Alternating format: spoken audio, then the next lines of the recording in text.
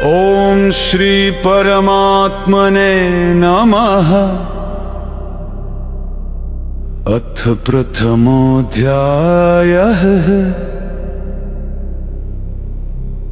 अर्जुन विषाद योगः।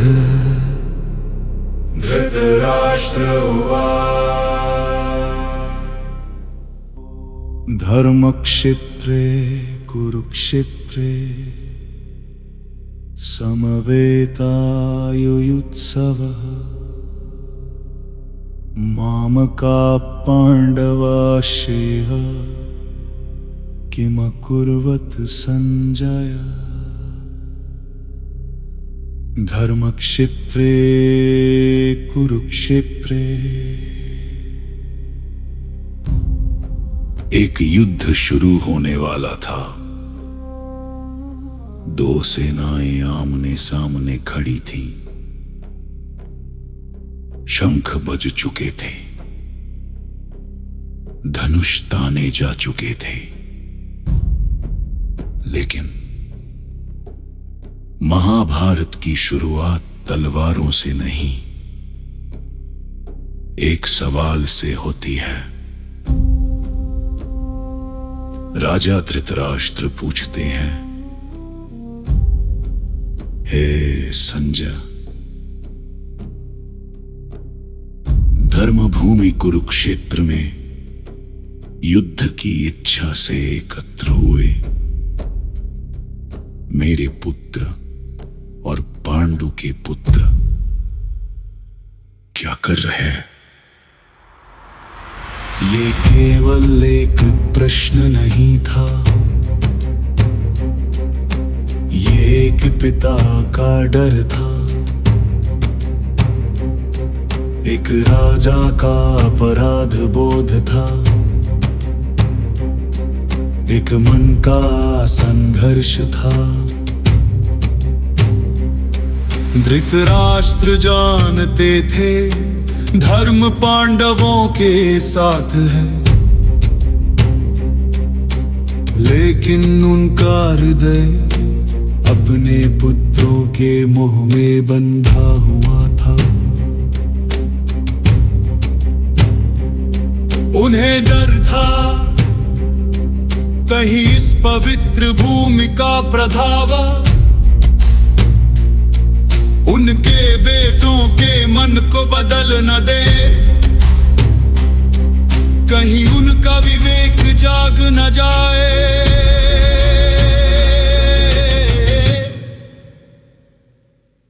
कहीं युद्ध रुक न जाए।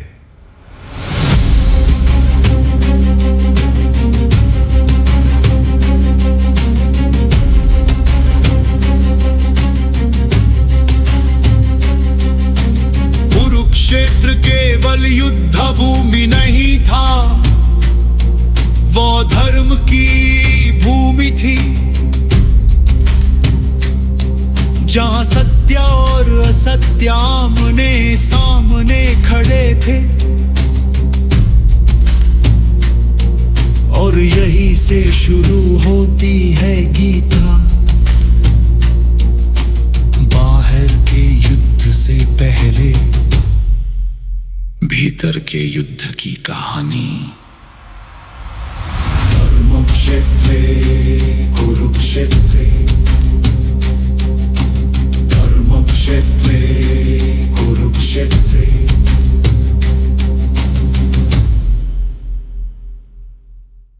संजय उवाच दृष्ट्वा तु पाण्डवानीकं व्यूढं दुर्योधनस्तदा आचार्यमुपसंगम्य राजा वचनं ब्रवीत्। संजय बोले, हे राजन, जब दुर्योधन ने पांडवों की सेना को सुसज्जित व्यूह में खड़ा देखा तो वो सीधे अपने गुरु द्रोणाचार्य के पास गया। धृतराष्ट्र के मन में चिंता थी, क्या युद्ध सच में होगा?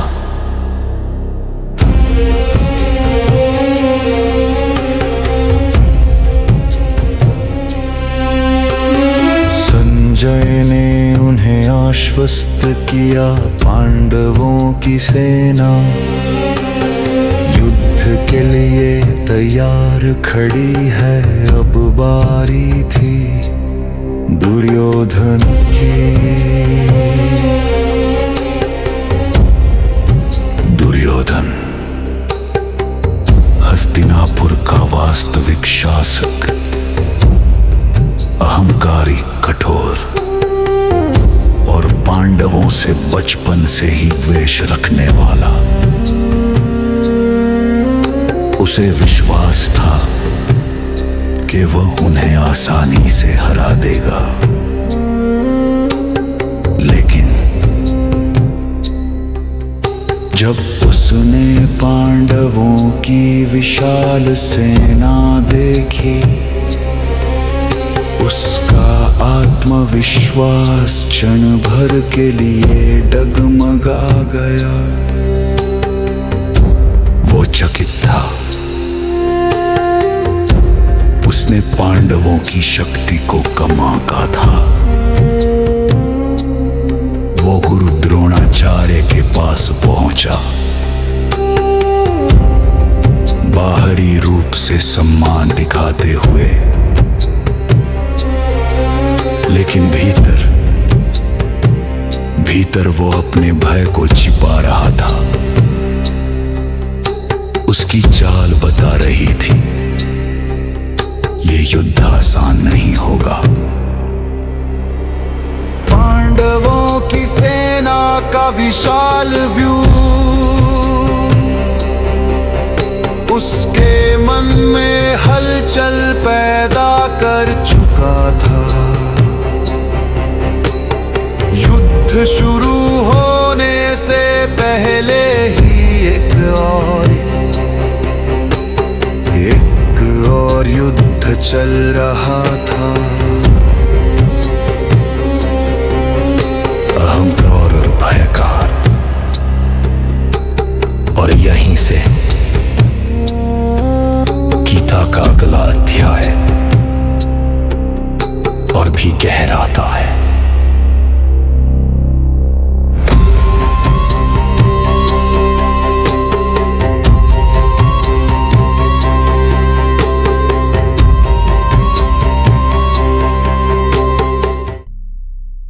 पश्यतां पाण्डुपुत्राणामाचार्य महती चमू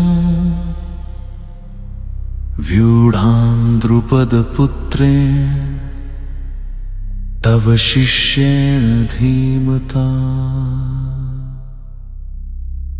दुर्योधन बोला, आचार्य देखिए, पांडवों की यह विशाल सेना कैसे सुव्यवस्थित खड़ी है, कैसे कुशलता से युद्ध के लिए सजाई गई है। और किसने सजाई है? आपके ही शिष्य ने,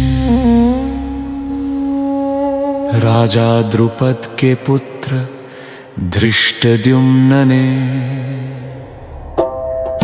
दुर्योधन के शब्दों में सम्मान था,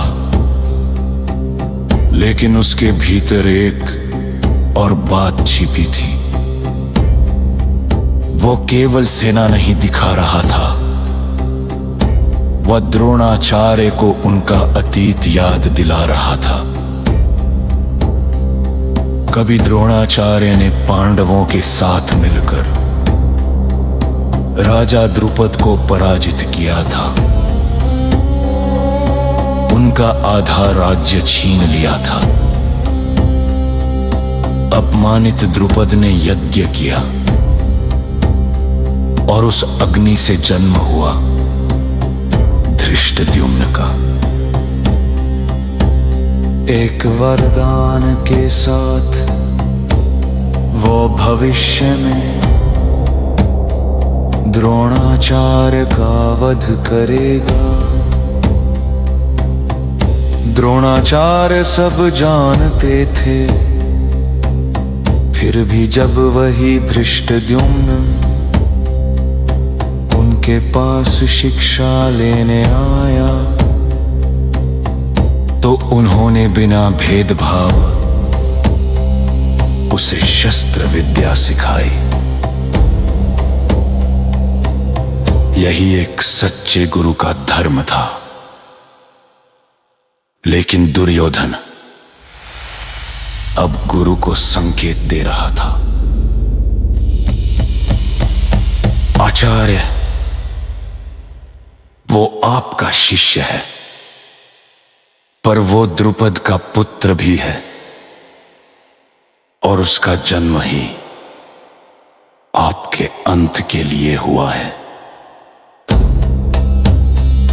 ये सम्मान नहीं था, ये एक सूक्ष्म चेतावनी थी। दुर्योधन चाहता था कि युद्ध भूमि में द्रोणाचार्य का हृदय कोमल न पड़े। युद्ध शुरू होने से पहले ही शब्दों का खेल शुरू हो चुका था। रणभूमि में तलवारें बाद में उठेंगी, पहले मनोवैज्ञानिक वार हो रहे थे।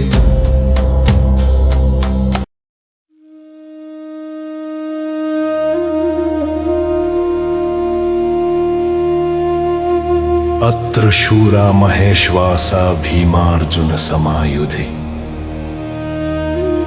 युयुधानो विराटश्च द्रुपदश्च महारथ। धृष्टकेतुश्चेकितान् काशीराजश्च वीर्यवान्, पुरुजित् कुन्तिभोजश्च शैब्यश्च नरपुङ्गव। युधामन्युश्च विक्रांत उत्तमौजाश्च वीर्यवान्, सौभद्रो द्रौपदेयाश्च सर्व एव महारथा। दुर्योधन आगे बोलता है, आचार्य, उनकी सेना को देखिए।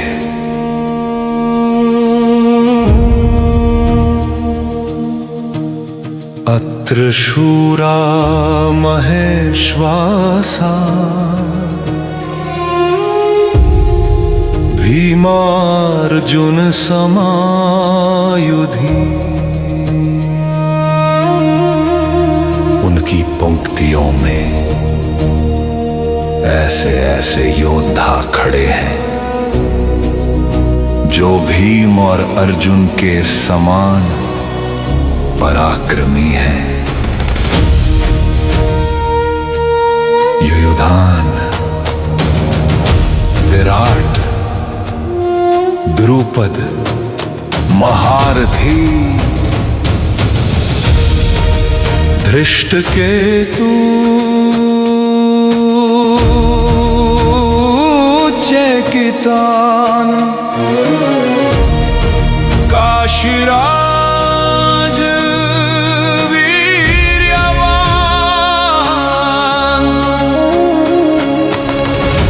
पुरुजित कुंतिभोज शैब्य नरपुंगव।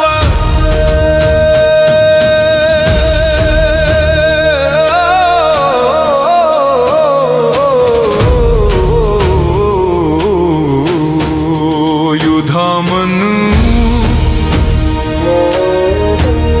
विक्रांत,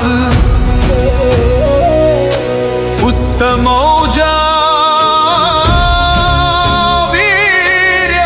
वीर्यवान। और देखिए, सुभद्रा का पुत्र अभिमन्यु द्रौपदी के पुत्र सभी महारथी।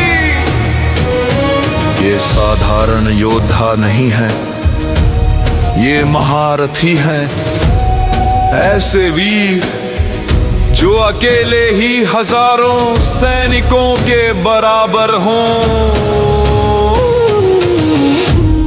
दुर्योधन के शब्दों में गर्व नहीं था, घबराहट थी।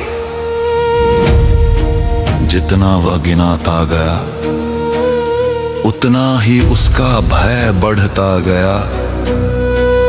उसे कभी उम्मीद नहीं थी कि पांडव इतनी विशाल और शक्तिशाली सेना जुटा लेंगे। उसकी आंखों के सामने खतरा खड़ा था।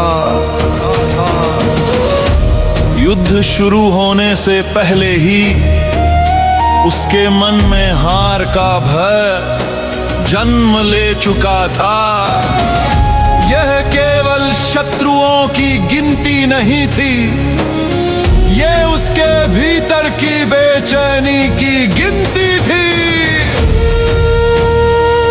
महाभारत का युद्ध केवल शस्त्रों का युद्ध नहीं था, ये साहस और भय का युद्ध था। अहंकार और वास्तविकता का युद्ध था। और इस क्षण दुर्योधन के भीतर भय की पहली दरार पड़ चुकी थी।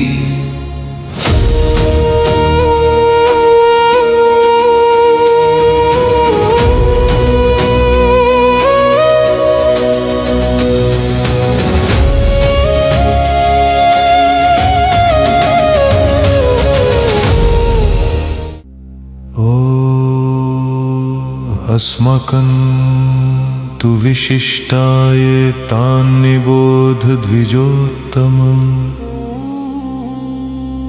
नायका मम सैन्यस्य संज्ञार्थं तान् ब्रवीमि ते। दुर्योधन फिर बोलता है, हे द्विजोत्तम, हे ब्राह्मणों में श्रेष्ठ, अब आप हमारी सेना के मुख्य सेना नायकों को भी सुनिए। मैं आपको उनके नाम बताता हूं। दुर्योधन ने अपने गुरु द्रोणाचार्य को द्विजोत्तम कहा। शब्दों में सम्मान था, पर उसके भीतर एक छिपा हुआ व्यंग्य था। द्रोणाचार्य एक महान आचार्य, शस्त्र विद्या के गुरु, पर युद्ध भूमि में वे एक ब्राह्मण भी थे। दुर्योधन मानो संकेत दे रहा था, आचार्य, आज केवल ज्ञानी नहीं, वीरता भी दिखानी होगी। यदि वे पूरी शक्ति से न लड़ें तो लोग क्या कहेंगे कि वे केवल राजमहल के सुखों में रहने वाले एक ब्राह्मण हैं। दुर्योधन को अपने ही गुरु की निष्ठा पर संदेह था, इसलिए उसने शब्दों से उन्हें उकसाया। पहले व्यंग्य, फिर उत्साह, अब वो अपने पक्ष के महान योद्धाओं के नाम गिनाने लगा।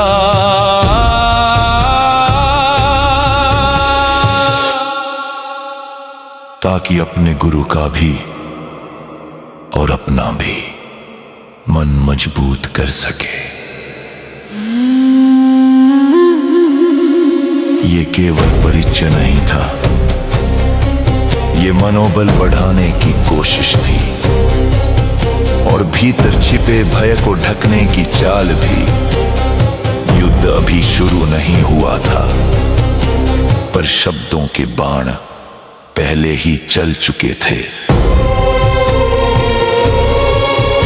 महाभारत में हर संवाद के पीछे एक मनोवैज्ञानिक युद्ध छिपा है,